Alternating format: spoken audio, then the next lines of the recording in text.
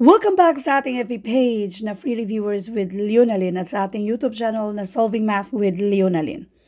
So, dito na tayo sa pangalawa. And by the way, I hope na panood nyo yung unang mga solusyon natin dito sa unang tanong dito sa isa sa ating mga followers na sinesend niya sa ating FB page. Matagal na ito. So, yung previous na video, sinagutan na natin yan. Dito tayo sa number 2. A tank can be filled by pipe A in 5 hours and pipe B in 8 hours, each pump working on its own. When the tank is full, a drainage hole is open. The water is drained in 20 hours. If initially the tank was emptied out and someone started the two pumps together but left the drainage hole open, how long does it take for the tank to be filled? So ito yung tinatawag na mga work problems. Wala tong pinagkaiba sa yung mga work problems kung familiar kayo sa alone, then alone together, yung mga ganyan at meron tong shortcut pero hindi natin gamitin yung shortcut dito. Doon tayo sa pinakadetalye para makita nyo kung paano tayo na i-minus natin yung i-drain natin. Si pipe A at itong si pipe B. Kung together sila, di ba ang nasa given ay a tank can be filled by pipe A in 5 hours. Isang tangke mapupuno niya sa loob ng 5 oras.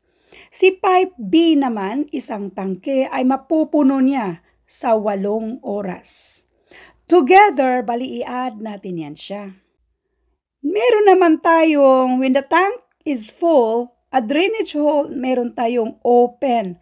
So, bali, meron tayong drainage nito na yung kabuang tangke, ma-empty siya sa loob ng 20 hours. Since empty ito, i-minus natin yan siya. Therefore, dito sa tanong, kung yung isang tangke na yan, ilang oras kaya mapupuno? Let F para sa oras or H na lang para sa oras kung ilang oras ba mapupuno kung together na magbibigay ito ng water, magpump ng water, tapos magdi-drain naman siya. According naman sa given, mapupuno talaga yung tangke kahit naka-open yung drainage. Isipin nyo na lang, isang tangke, madrain niya sa loob ng 20 hours. So, bali, medyo mahina talaga, hindi siya ganun kabilis. Kung punuin siya sa isa, nasa loob lang ng 5 hours. Kung pupunuin lang din siya sa isa, nasa loob lang ng 8 hours. Paano na lang kung together, so mapupuno talaga, mapupuno pa rin nila kahit open. May nagde-drain siya, continuous yung drainage. Kaya yung tanong dito, ang isang tangke, ilang oras let H para sa number of hours, kung ilang oras ba ito mapupuno. So ito na yung equation sa problem natin. Addition and subtraction sa mga fractions. Kapag mag-add and subtract tayo ng mga fractions, kailangan talaga natin na yung mga denominators ay pareho. So hanapan natin sila na tinatawag nating least common denominator. Titingin tayo sa may pinakamalaking number or denominator dito which is yung 20. Yung 20 ma-divide ni 5 pero hindi siya ma-divide ni 8. So hanap tayo ng mga multiple of 20 at ang multiple of 20 we have 40. Si 40 ay ma-divide na siya sa lahat kaya ito yung least common denominator natin si 40. 40 divided by 20 and that is 2. 2 times 1 equals 2. 40 divided by 8, that is 5. 5 times 1 equals 5. Then 40 divide, itong 40 na to, i-divide sa 5. This is 8. 8 times 1 equals 8. So, pwede na tayong mag-proceed dito. Now, sa addition and subtraction, since they rank equally, we will solve them whichever comes first. Nauna si addition, so unahin natin yan.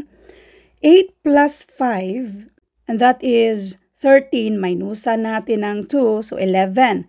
Therefore, this is 11 over 40. Again, yung denominator ay kopyahin lang natin. So we have 11 over 40, that is 1 over h. Para makuha natin yung value ni h, mag-cross multiply tayo. So therefore, this is 11h. And then 1 times 40, and this is 40. So para makuha natin yung value ni h, since si 11 ay pang-multiply dyan, pang-divide na yan sa kabila. So i-divide lang natin. We have 40 divided by 11. Ilang 11 ba sa 40? That is 3. 3 times 11, this is 33. Kunin natin yung difference, and this is 7. 3, yung whole number natin. Yung remainder na 7, yan yung numerator. Wait, dito na lang natin ilagay. Yung 3, yan yung whole number natin. Yung remainder, itong remainder na 7, yan yung numerator. At kopyahin lang natin yung 11 na pang-divide or yung mismong denominator. So, ang sagot natin dito, ang sagot natin dito ay 3 and 7 over 11 hours. 3 and 7 over 11 hours. Ito na yung sagot sa problem na ito. Thank you for watching, and all I hope na meron kayong natutunan sa videong ito. Thank you and God bless.